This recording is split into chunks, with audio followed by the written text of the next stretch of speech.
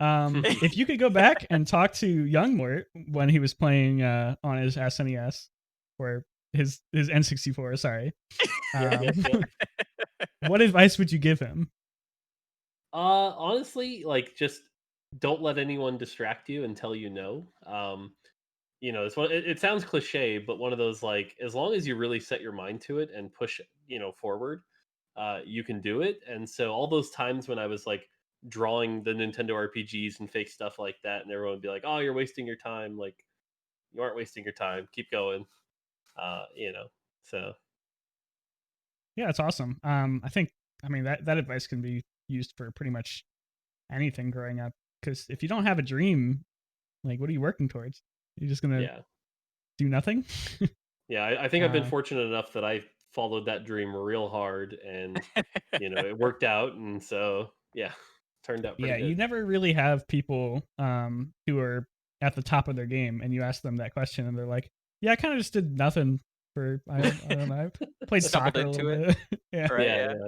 yeah. it does That happen, but I mean, that's actually a good follow up to that. It'd be for the people out there that may be getting into it a little later in life, like 20, 25, or even in the 30 range, like, oh God, I want to be a game designer. I figured that out just now.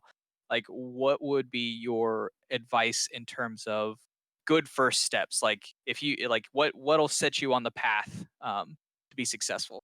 Yeah, it sounds like the draw the owl advice, but Mm, start making games. And what I mean by that though is like don't think of like, oh, I have to start programming like a whole 2D platformer. No, no, no, no, no. Like honestly, like make a board game on paper and like have yeah, someone play it and start understanding like, okay, what are players' reactions? What do they find fun? What do they not? What's going on here?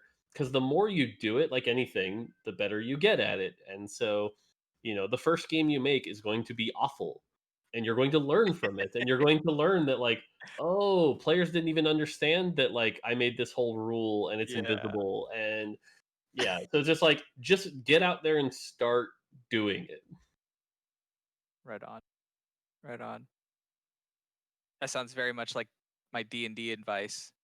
Like whenever like people are like, "Oh, I love D&D. I wish I could DM." I'm like, "Okay, go DM a game. Just Yep. do it." Like, So do it. that's how you're gonna learn. Yep. What's the worst that Yep. can happen? Are you gonna make an orc do kill something wrong? kill the party. Ah, that's all right. Roll a new I mean, Here, that's part of the even game. the first day I worked at Nintendo, they were like, here's this level editor, go make levels." And I Yeah. remember that day we were like so enthusiastic, and I made like 18 levels. And my boss looks at them and gave him about 8 minutes and was like, Mm. "These are all awful. Like, holy crap, these are awful. Here's why they're awful. Yeah. Go do it again." And it's Yeah. like, even as a professional game designer at that time, it's like, yeah, you got to learn pretty quickly. So Yeah. And that's So what? actually for Oh, sorry. Go oh, ahead, Blair. I'll say just for a quick plug, there are plenty of people out there that element that more we brought up, like find someone to help you understand why something is bad, right? Because knowing something's bad is one thing, knowing why something yep, is completely different. Um, yep, and there might be people out there like, well, I don't have anyone around me, or I'm not in an area where there are people who can really give me good critical feedback, right? Like, and that like don't discount the player feedback, right? Don't discount your friends' feedback.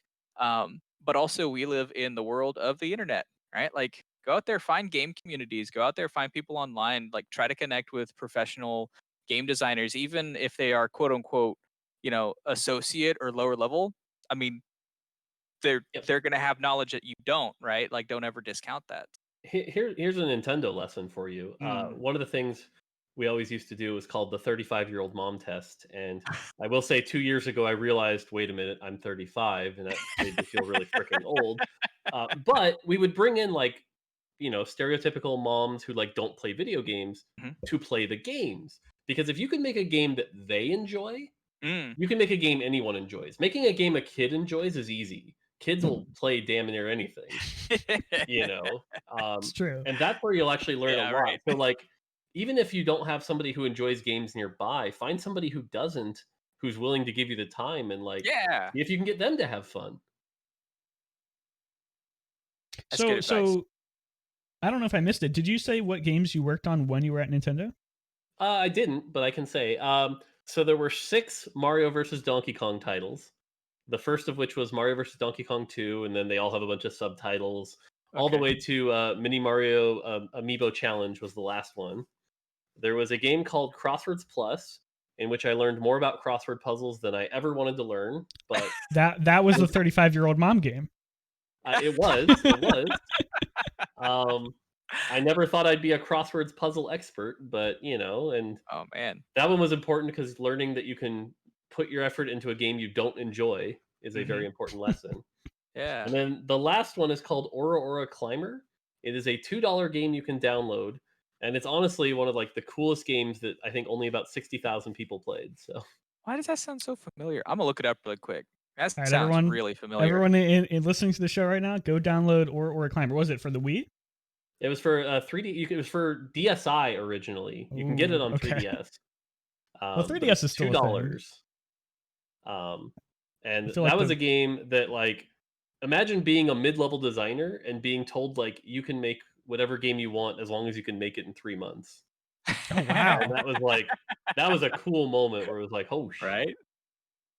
So what is Oh, the okay. the process for making a game from the ground up in 3 months look like?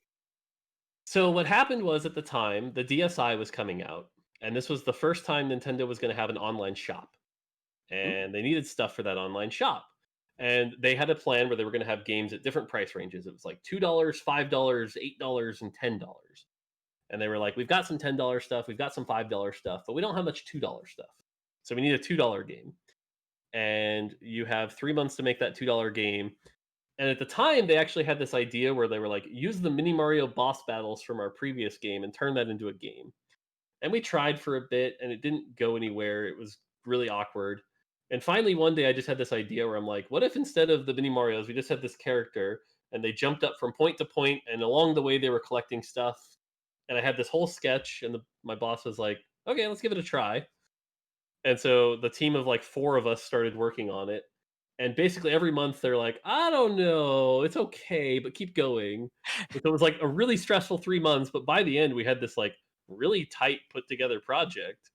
And so they let us ship it, and we shipped this $2 game in like 3.5 months. That's crazy. That's amazing. That's like almost Yeah. like game jam levels of crunch. Yeah, it That's kind of awesome. was. It kind of was.